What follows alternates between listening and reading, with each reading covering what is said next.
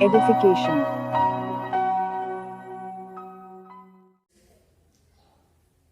पिछली कक्षा में हम लोगों ने सूरदास के बारे में जाना था। आज हम लोग बिहार बोर्ड के 12वीं कक्षा में जो आपके सूरदास के पद हैं, आज उनके बारे में हम लोग जानेंगे। 2 पद है सूरदास के द्वारा रचित, जिनमें से प्रथम पद है। तो क्वेश्चन है आपका, सूरदास के प्रथम पद का भावार्थ लिखिए। या जो है एग्जाम में जो है 5 मार्क्स का आता है, सारांश के रूप में, भावार्थ के रूप में आता है। और 2 पद है, दोनों पद में से कभी प्रथम पद पूछा जाता है तो कभी द्वितीय पद पूछा जाता है। तो आज हम लोग जो है प्रथम पद के बारे में पढ़ेंगे और फिर इसके अगले भाग में हम लोग जो है उनके सूरदास के द्वारा जो द्वितीय पद का उल्लेख है हमारी बुक में, हमारी पुस्तक में, उसके बारे में पढ़ेंगे। तो चलिए हम शुरू करते हैं। प्रस्तुत पद, जागिए ब्रजराज कुंवर, कमल कुसुम फूले। यह पद है, 6 लाइन का पद है, छोटा सा पद है, लेकिन भाव काफी अच्छे भावों से भरा हुआ है। कृष्ण लीला की जो है वह कृष्ण की लीला का अद्भुत वर्णन है। तो यह जो प्रस्तुत पद, जागिए ब्रजराज कुंवर, कमल कुसुम फूले, सूरदास की रचना सूर सागर से ली गई है। पिछली कक्षा में हमने बताया भी था कि सूरदास की जो प्रसिद्ध रचना है सूर सागर है। इसके अलावा भी कई रचनाएं, राधा रसकेली, सूर सारावली आदि हैं। तो यह जो पद है वह उनकी रचना सूर सागर से ली गई है। सूरदास ब्रज भाषा के सर्वश्रेष्ठ कवि माने जाते हैं। हमने बताया भी था कि ये ब्रज में इनका निवास स्थान था और इस कारण से ये ब्रज की भाषा का विशेष प्रभाव था और इनके पद जो है, इनका भजन जो है वह ब्रज भाषा में ही लिखा गया है। उनके पद वात्सल्य भाव से पूर्ण होते हैं।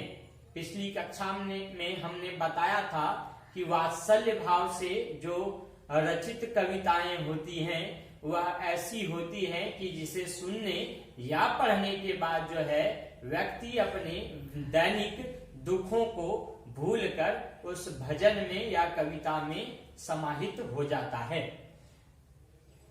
तो उनके पद वात्सल्य भाव से पूर्ण होते हैं, जिनमें अलंकारों का प्रयोग इस प्रकार होता है कि सुनने वाला जीवन की समस्याओं को भूलकर ईश्वर भक्ति में समाहित हो जाता है।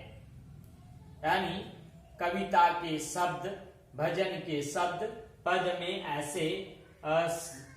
ऐसे शब्दों का प्रयोग किया जाता है, ऐसे अलंकारों का प्रयोग किया जाता है, ऐसे सजाकर लिखा जाता है कि उन्हें सुनने वाला जो है सारे संसार को भूलकर ईश्वर की भक्ति में लीन हो जाता है।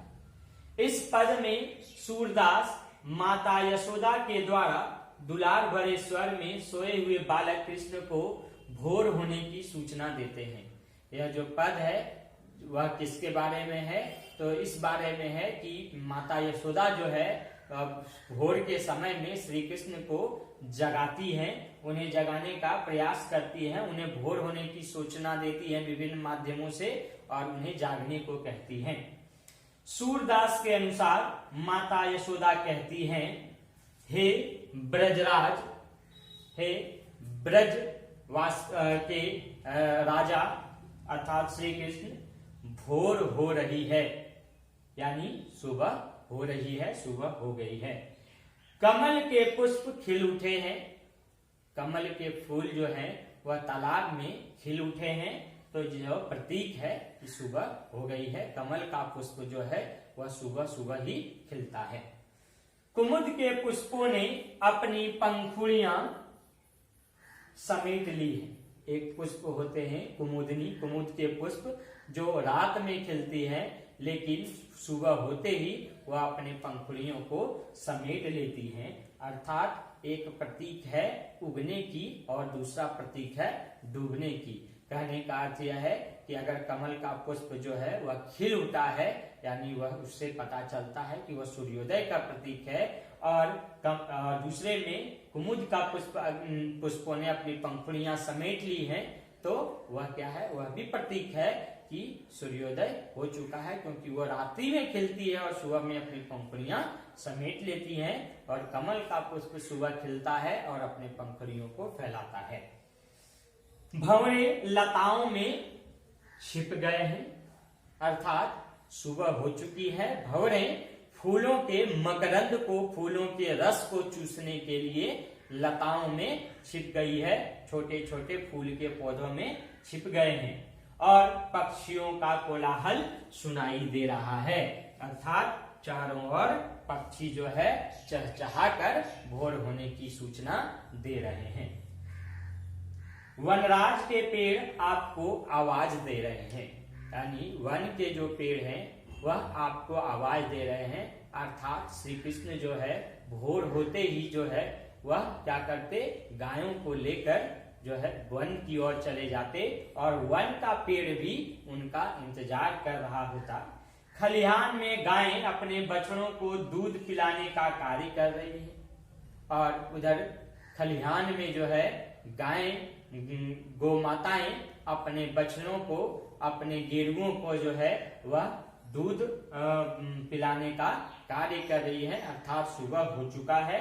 यह भी एक प्रतीक जो है रखा गया है माता यशोदा के द्वारा। यानी वैसे यहाँ पे अगर हम बात करें तो श्री कृष्ण का गायों से काफी अच्छा एक तरह से जुड़ाव था, क्योंकि वह जो है गायों को चराते थे और अपनी बंसी के धुन पर ही जो है वह गायों को अपनी ओर जो है आकर्षित कर लेते थे। चंद्रमा का प्रकाश मलिन हो चुका है।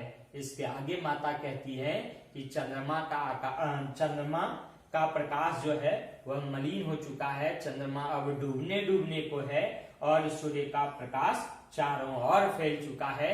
वहीं सूर्य ने अपने प्रकाश को इस संसार में चारों ओर फैला चुका है। वह कहती है कि सूर्य उग चुका है, तो आप भी जो है जागिए। सभी पुरुष और स्त्री भगवान का भजन गा रहे हैं, और सभी जो पुरुष और स्त्री हैं वह सुबह सुबह नित्य क्रम कर स्नान आदि के कार्यों को कर ईश्वर का भजन गा रहे हैं। इसलिए हे कृष्ण, हे श्याम, अब जागिए, सवेरा हो रहा है। इसलिए माता यशोदा जो है वह बड़े ही प्रेम भाव से कहती हैं कि हे कृष्ण, हे श्याम, अब जागिए, सवेरा हो रहा है। और इस पद को अगर वास्तव में अगर देखें तो ऐसा लगता है कि कहीं ना कहीं हम जिस प्रकार से सूरदास ने इनकी कविताओं का वर्णन किया है, तो ऐसा प्रतीत होता है कि हम भी जो है उस दृश्य को जो है बिल्कुल नजदीक से बैठकर देख रहे होते हैं, जिसकी हम कल्पना भी नहीं कर सकते हैं। और यह थे सूरदास का पद। आप लोगों को मैं इसका PDF भी अपलोड कर दूंगा लिंक में आज, तो आप लोग उसे भी देखें। और मेरी आप लोगों से एक रिक्वेस्ट है कि आप लोग जो है इस वीडियो अगर आपको अच्छा लगे तो लाइक करें, मेरे चैनल को सब्सक्राइब करें, और जो है अपने सहपाठियों को इस वीडियो को शेयर करें।